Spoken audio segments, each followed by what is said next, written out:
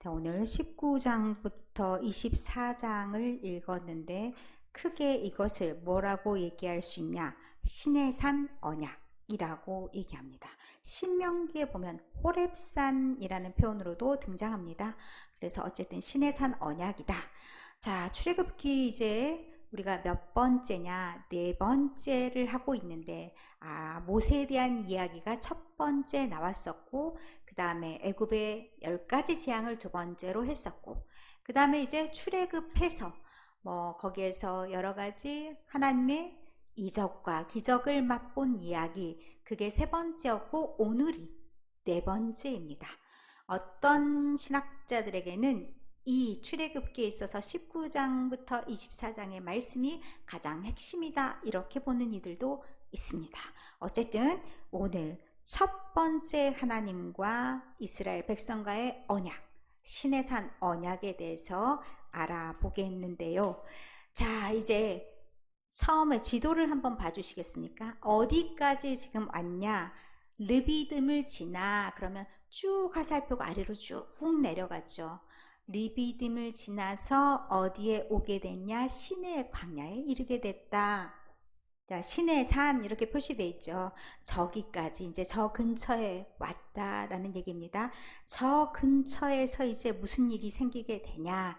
하나님과 백성들 사이에 언약을 맺게 되더라.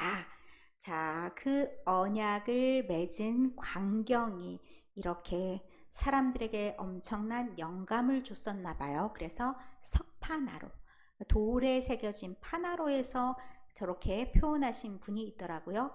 저 벌떼같이 많은 사람들, 저 사람들은 이스라엘 회중이고, 저 위에 구름이 뭉게뭉게 보이시죠? 저 구름 안에 하나님이 계시고 하나님이 그들에게 말씀을 선포하시는 광경입니다. 이게 지금 19장의 초반에 나와 있는 모습이라고 할 수 있겠고, 이 상태로 계속 하나님이 선포하시는 내용들이 진행이 된다 라고 볼 수 있습니다. 오늘 19장의 내용이 주로 어떤 내용이었냐? 계약을 준비하는 내용이라고 생각하시면 됩니다. 자, 저건 조금 이따 보고요. 이게 신의 산 언약의 첫 번째가 19장인데 이제 하나님이 나타나시고 신의 산 언약을 준비하는 것이 19장이다. 그래서 1절에 보면 애굽 땅을 떠난 지 3개월이 되던 날, 그러니까 비교적 초기죠. 광야 생활이 몇 년이었나요? 성경에 광야 생활 엄청 많이 나오잖아요. 몇 년 했다고요? 40년이요. 성경에서 가장 많이 나오는 숫자 3, 7, 40. 자, 잊어버리지 마시기 바랍니다. 몇 년이요? 40년. 대부분 잘 모르겠어, 그럼 40을 찍으면 돼요. 자, 이제 제가 질문 하나 드리겠습니다. 예수님께서도 광야에 머무신 적이 있습니다. 그리고 나서 나중에 마귀에게 시험을 받으셨다라고 얘기하죠. 예수님은 광야에 며칠 동안 계셨을까요? 답이 다 나왔어요. 제가 아까 숫자는 3개밖에 안 나온다고 말씀드렸죠. 3일은 아니고요. 40일. 예수님이 금식을 3일만 한 건 아니고 죽을 만큼 힘들었기 때문에 40일입니다. 40일. 그래서 우리가 성경 퀴즈대회 할 때는 숫자를 3개 중에 하나만 찍으면 됩니다. 몇이라고요? 3, 7, 40. 40. 자, 40일 동안 광야 생활을 했는데 3개월 그러면 앞에 있는 거잖아요. 비교적 초반에, 초장에 그냥 이스라엘 백성과 언약을 맺으셨다. 이스라엘과 언약을 맺으신 게 여러 개 있어요. 이스라엘의 조상들과도 언약을 맺으셨죠. 아브라함과 이삭과 야곱 다 언약을 맺었습니다. 그런데 이스라엘 민족과 언약을 맺은 최초는 신의 산이다, 이렇게 생각하시면 됩니다. 신의 산에 이제 이르렀는데 대표가 누가 됐냐? 모세가 그 앞에 불려갑니다. 아까 그림 그 앞쪽에 구름에 뭉게뭉게 있을 때 저 이쪽 어디쯤인가 하나님과 대면하여 이야기하고 있는 모세가 있겠죠. 모세가 있습니다. 그리고 모세의 말을 듣고 그 말을 백성들에게 전달하는 것이 모세의 역할입니다. 그런데 제가 5절 한번 보시겠습니까? 오늘 19장 5절. 죄송합니다. 4절부터 먼저 볼게요. 원래 누군가하고 계약을 맺었을 때 우리가 요즘에도 계약을 맺으면 갑을 관계가 있죠. 갑은 을에게 이렇게 나타나죠. 그러면 대상자가 확실해야 됩니다. 누구랑 계약을 하는지. 그러면 이스라엘이 누구랑 계약을 하는 겁니까? 하나님과 계약을 하는 겁니다. 그런데 하나님과 계약해서 이게 나중에 그 주변에 있었던 고대 근동이라고 하는데 이스라엘 주변에 있는 나라들도 계약을 했습니다. 근데 이 계약하는 내용이 형식이 어디랑 비슷하냐면 그 나라들의 종과 주인 간의 관계, 왕과 앙들 사이에서도 네가 더 아래 그리고 우리가 더 큰 나라야 그러면 그런 관계에서도 계약을 맺었습니다. 그때 충성 계약과 똑같은 형태를 취합니다. 그런데 지금 그럴 때 제일 중요하게 생각하는 게 뭐냐? 충성할 만해야 되잖아요. 충성할 대상자가 뭔가를 해줬어야 돼. 은혜를 줬어야 돼요. 그게 4절에 나와 있습니다. 4절에 뭐라고 얘기하냐면 내가 애굽 사람에게 어떻게 행하였음과 애굽 사람들에게 하나님께서 어떻게 행하셨습니까? 애굽 사람에게 어떻게 행하셨대요? 10가지 재앙을 내렸어요. 애굽 사람한테 아무것도 안 해주셨더라 그러면 아이고 우리가 하나님한테 뭐 해줘야 될 의무가 없는 거죠? 입 딱 씻겠습니다 라고 말할 수 있죠. 그래서 내가 애굽 사람에게 어떻게 행하였음과 그리고 두 번째 내가 어떻게 독수리 날개로 너희를 업어 내게로 인도하였음을 너희가 보았다 라고 말씀합니다. 독수리 날개로 업었어요. 업어서 누가 키워요? 엄마가 업어 키우잖아요. 그것처럼 똑같이 업어서 너를 키웠는데 내가 여기까지 인도했다. 그러면 광야, 시내산 광야까지 이끌어 오신 하나님. 그 하나님의 2가지 큰 일이 있습니다. 그래도 너희가 가만히 있을 거냐 이런 의미입니다. 그렇게 하면서 이제 언약을 맺는데 하나님은 어떤 하나님이신가를 5절에 말씀합니다. 세계가 다 내게 속하였다. 세상 천지가 다 누구 것이라고요? 하나님 거예요. 그러니 너희가 어떻게 해야 되겠냐? 내 말을 잘 들어야지. 내 말을 잘 듣고 내 언약을 지키면 그 다음 이제 우리가 될 수 있는 거예요. 너희가 모든 민족 중에서 내 소유가 된다. 하나님 것이다. 그럼 하나님 것은 누가 책임지겠습니까? 하나님이 책임집니다. 하나님의 것이 된다. 그리고 다음에 뭐라고 했냐면 제사장 나라가 된다 라고 말씀했습니다. 여러분이 생각하는 제사장은 어떤 역할입니까? 제사장이 무슨 역할을 하나요? 자, 제사장은 여기 우리가 저기가 하나님이 계신다라고 생각하면 여러분이 여기 있습니다. 회중이 있습니다. 그리고 제사장의 가운데 있어서 중재자 역할을 하는 겁니다. 모세가 지금 서 있는 입장도 똑같고 이 역할을 누가 한다고 얘기했냐면 이스라엘 모든 백성들도 그 역할을 해야 된다 말씀합니다. 그러면 이렇게도 가능한 거죠. 하나님이 주신 말씀을 다른 사람들에게 전달하는 역할도 이 제사장이 하는 겁니다. 그리고 이 제사장은 또 무슨 역할도 하는 거냐? 요 사람들의 아픔과 사람들의 여러 가지 사정을 하나님께 전달하는 역할도 그 제사장이 하는 겁니다. 그 가운데서 그 역할을 한다는 것이 굉장히 중요합니다. 우리가 생각할 때 우리는 예수님을 믿어서 참 좋아. 그것으로 끝이면 제사장 역할이 아니지요.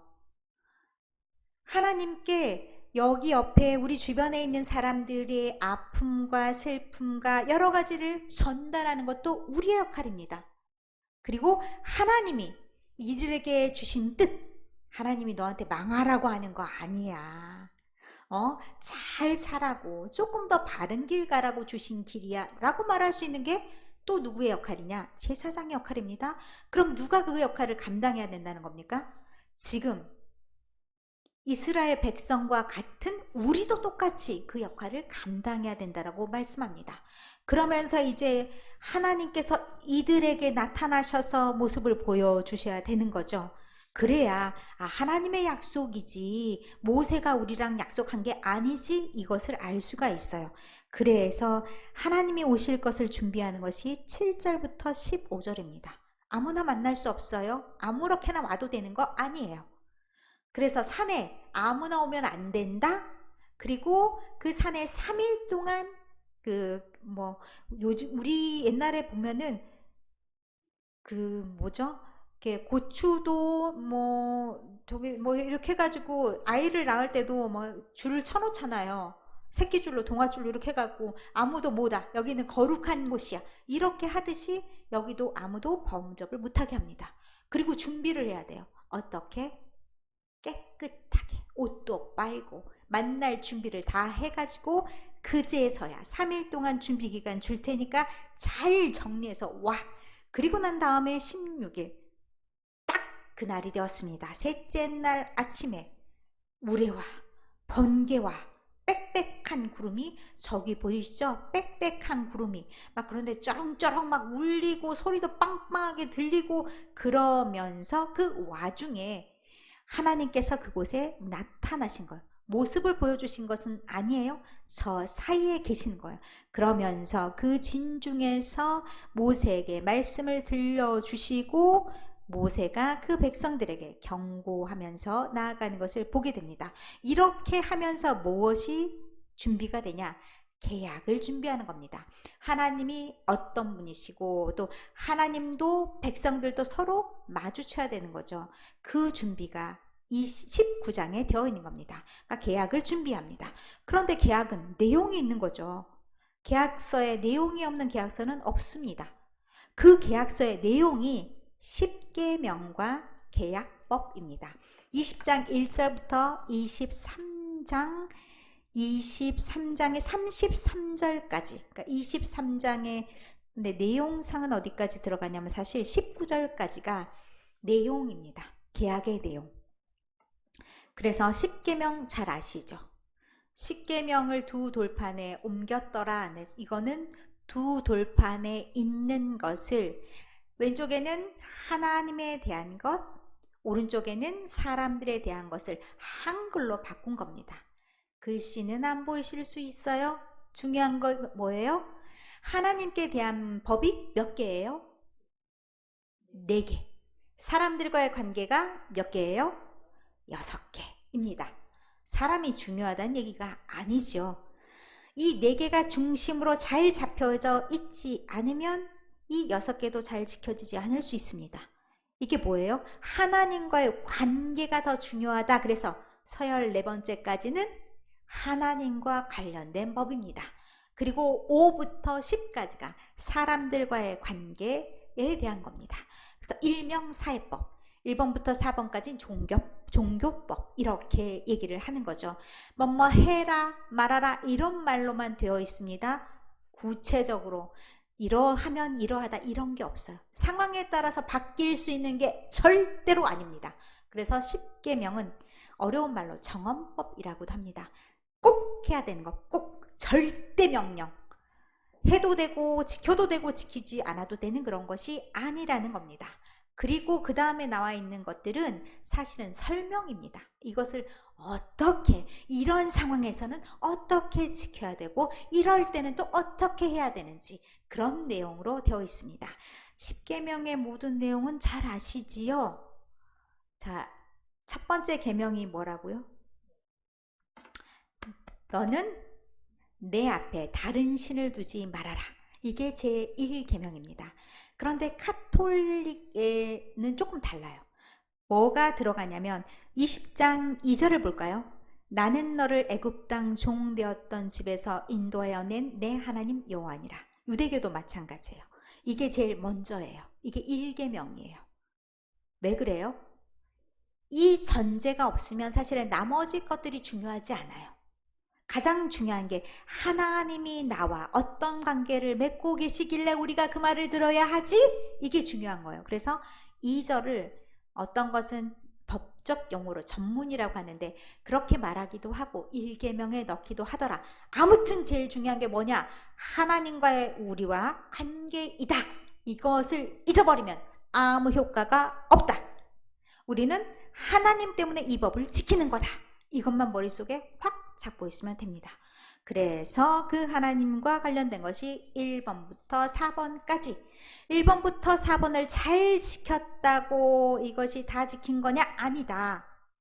5번부터 10번까지도 잘 지켜야 된다. 이것을 신약의 용어로 두 구절로 정의할 수가 있습니다. 1번부터 4번까지를 뭐라고 얘기할 수 있을까요? 하나님 사랑. 5부터 10까지 이웃 사랑. 이웃 사랑할 때 이렇게 하는 것이 이웃 사랑이다. 하나님을 사랑하는 건 이렇게 하는 것이 하나님 사랑이다는 것을 구체적으로 보여준 겁니다. 그래서 20장은 그런 법이 있더라 넘어가고요. 20장 22절부터 계약법전의 구체적인 법률인데요. 계약법전을 보면요. 계약법전 안에 22절하고 26절까지 제가 세부사항을 안 적었네요. 22절부터 26절까지가 똑같이 10계명과 똑같이 하나님과 관련된 법입니다. 그래서 어떤 게 들어갔냐면 제단하고 관련된 내용이 들어갔습니다. 근데 제가 딱 한 구절만 볼게요. 20장 24절을 보겠습니다. 출애굽기 20장 24절입니다. 찾으셨나요? 20장 24절을 한 목소리로 읽어보겠습니다. 내게 토단을 쌓고 그 위에 내 양과 소로 내 번제와 화목제를 드리라. 내가 내 이름을 기념하게 하는 모든 곳에서 내게 임하여 복을 주리라. 아멘. 이 말씀을 어떻게 이해하냐면 하나님께 아직 제사를 드릴 성전이 없어서 그들 각 처소에서 예배했기 때문에 내 이름을 기념하게 하는 모든 곳이란 표현을 썼다. 이것이 첫 번째 의견입니다. 그런데요, 전체적으로 21장 이하의 흐름을 쭉 보면 그런 의미도 있겠지만 또 한 가지의 의미가 있습니다.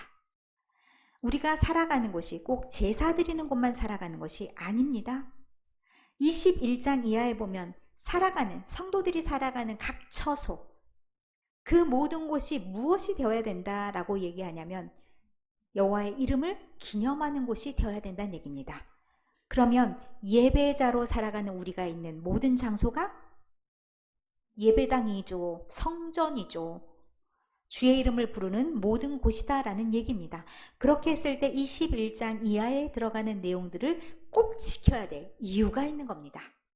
그래서 그 모든 곳이 다 성전이 되게 할 의무가 이 사람들에게 있는 거죠. 그리고 21장의 내용을 보면 21장에는 제일 먼저 들어가는 게 종에 관한 법입니다. 왜 여러분이 생각했을 때 종에 관한 법이 제일 먼저 들어갈까요? 종에 관한 법을 제일 먼저 앞에 두었습니다. 왜요? 왜 이스라엘 백성 관계에 있어서 종에 관한 법이 제일 첫 번째로 등장할까요? 십계명하고는 조금 다른 거죠. 십계명은 부모한테 잘해야 된다. 부모를 공경하라. 이것이 첫 번째 계명이었는데 이거는 종에 관한 법이 제일 첫 번째입니다. 여러분이 생각할 때 이유가 무엇이라고 생각하십니까? 잘 모르겠다 이렇게 생각하십니까? 또 물어보는 거 아주 무서워 이렇게 생각하셨나요? 힌트가 있습니다. 출애굽기 20장 10절에 보면 일곱째 날은 내 하나님 여호와의 안식일인즉 너나 내 아들이나 내 딸이나 내 남종이나 내 여종이나 내 가축이나 내 문 안에 머무는 객이라도 아무 일도 하지 말라 이렇게 말씀하십니다. 종에 대해서도 하나님의 대단한 관심이 있으시다. 와 더불어 이스라엘 백성들이 출발을 어디서부터 했습니까? 이스라엘 백성의 형성에 있어서 가장 중요한 것은 애굽입니다. 이스라엘 백성은 출애굽을 떠나서는 생각할 수가 없습니다. 애굽에서 이 사람들이 어떻게 지냈습니까? 종이었습니다. 종이었다는 생각을 잊어버려서는 안 됩니다. 종이었던 우리가 자유케 되었다. 누구로 인해서? 하나님으로 인해서 하나님이 우리를 구원하심으로써 우리는 자유케 되었다. 그러면 우리가 남들한테 함부로 할 수 있습니까? 없습니다. 그래서 종에 관한 법이 제일 먼저입니다. 종에 관한 법을 보면 2절에 21장 2절입니다. 내가 히브리 종을 사면, 그럼 같은 동족이죠. 6해 동안은 어떻게 해요? 섬겨요. 7째 해는 어떻게 해요? 몸값을 물지 않고 자유인이래요. 7이라는 숫자가 중요하죠. 그래서 7, 안식년이 되었을 때, 그리고 희년, 7번 하고 그 다음에 희년이 되었을 때는 풀어주는 그런 역할들을 하게 됩니다. 그래서 너희가 너무 야박하게 굴지 말고 이렇게 저렇게 해라, 이런 내용들이 들어가는 것이 21장 1절부터 11절입니다. 12절부터 27절까지의 내용은 쌈박질이 일어났을 때 그렇게 또 어떻게 우리가 주고받고 해야 되느냐, 그리고 다쳤을 때, 고의로나 아니면 무의식적으로 죽였을 때 이렇게 어떻게 해야 되는지 구체적인 예가 나옵니다. 그런데 제가 한번 읽어보고자 하는 것은 28절부터 36절의 말씀입니다. 21장 28절부터 36절, 여러분이 또 졸고 있으면 안 되니까 28절부터 36절까지 한번 보도록 하겠습니다. 28절부터 36절까지입니다. 찾으셨나요? 자, 교독하시겠습니다. 소가 남자나 여자를 받아서 죽이면 그 소는 반드시 돌로 쳐서 죽일 것이요 그 고기는 먹지 말 것이며 임자는 형벌을 면하려니와.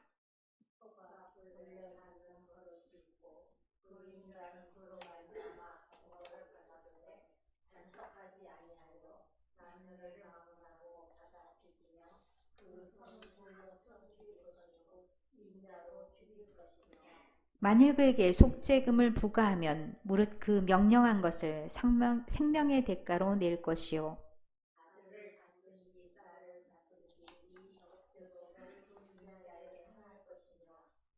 소가 만일 남종이나 여종을 받으면 소 임자가 은 30세겔을 그의 상전에게 줄 것이요 소는 돌로 쳐서 죽일지니라.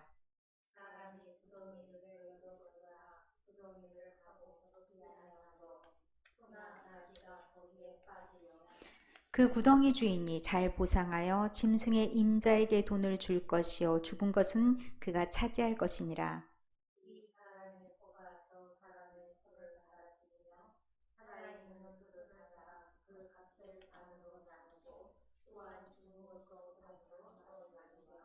다 같이 읽겠습니다. 그 소가 본래 받는 버릇이 있는 줄을 알고도 그 임자가 단속하지 아니하였으면 그는 소로 소를 갚을 것이요 죽은 것은 그가 차지할지니라. 아멘. 이게 28절부터 36절까지의 내용이 뭐냐, 예전에는 소가 굉장히 중요한 애였죠. 그래서 이게 소가 잘못해서 사람을 죽이면 어떻게 할 것인가, 아주 구체적인 일상의 삶을 가지고 얘기합니다. 그런데 그러면 소는 죽어야 됩니다. 소는 죽는다는 것은 책임을 진다는 의미이기도 합니다. 그리고 그 고기는 먹지 말라라고 얘기했습니다.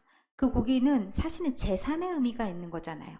그러면 주인도 그에 대한 책임이 있다는 얘기이기도 합니다. 그리고 임자는 형벌은 면치 않아. 그 사람이 감옥에 가야 된듯이 그 정도까지는 아니다라고 얘기하는 겁니다.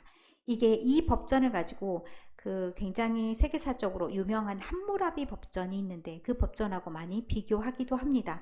여기는 고발의 여지가 없습니다. 그냥 걔가 그랬으니까 재산의 의미만 있지 잘못을 인정하지 않습니다. 관점이 굉장히 다르다는 걸 알게 됩니다. 재산의 가치가 아니라 사람을 다쳤다 그러면 사람이 누구에게 대든지 그 책임을 다 져야 된다라고 얘기합니다. 그래서 30절에 보면 속죄금이라는 것도 있는 겁니다. 잘못을 인정해야 속죄금이 있는 거죠. 잘못에 대한 돈을 주는 겁니다.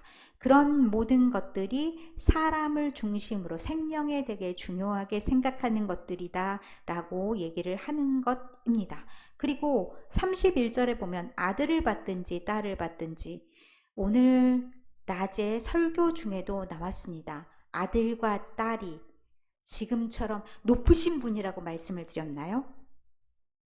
아닙니다. 어떤 의미가 있냐면 재산입니다.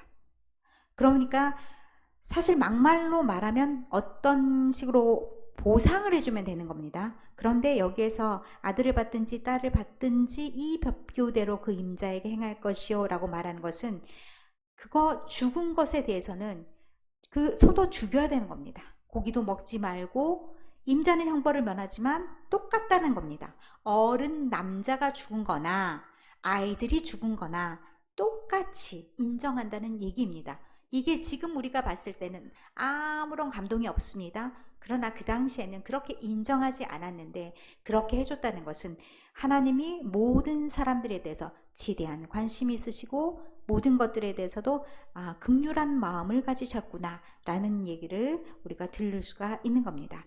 22장은 쑥 넘어가겠습니다. 여러 가지 구체적인 법에 대한 얘기가 나오고 23장에 보면 안식년, 안식일 이런 법이 나옵니다.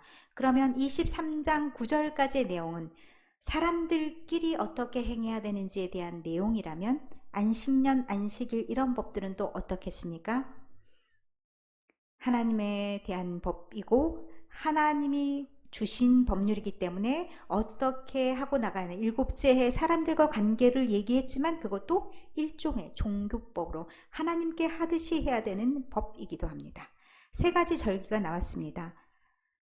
유대인들에게 가장 중요한 절기는 유월절, 77절 맥추절이라고 하는 절이기도 하고 수장절이기도 합니다. 장막절이라는 표현도 쓰고 이런 세 가지 절기 이때는 하나님께 모두 다 나와서 예배를 드려야 된다.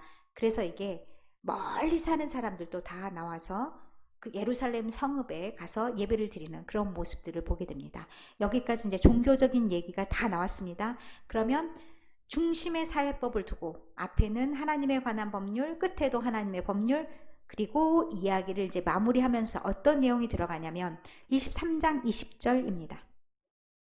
23장 20절부터 33절의 내용은 어떤 내용이냐면 너희는 21절 내용을 보겠습니다. 너희는 삼가 그의 목소리를 청정하고 그를 노엽게 하지 말라. 그가 너희의 허물을 용서하지 아니할 것은 내 이름이 그에게 있음이니라. 내가 그의 목소리를 잘 청정하고 그러니까 여호와께서 사자를 보내시는데 그의 말을 잘 듣고 그대로 따르면 하나님께서 그들의 원수는 원수가 되게 해주고 그들의 대적은 대적으로서 인정해 주신다. 그럼 하나님이 친히 우리의 대적도 물리쳐 주시고 원수도 물리쳐 주신다. 이런 말씀이 되는 겁니다. 그러면 하나님께서 명령과 함께 약속도 해주시는 겁니다. 이것이 복과 저주라는 내용으로도 통할 수가 있습니다. 그 명령 그대로 하나님이 주신 말씀 그대로 살겠습니다. 그렇게 살겠다 결심하고 그대로 살면 복을 받고 그대로 살지 않으면 저주를 받는다.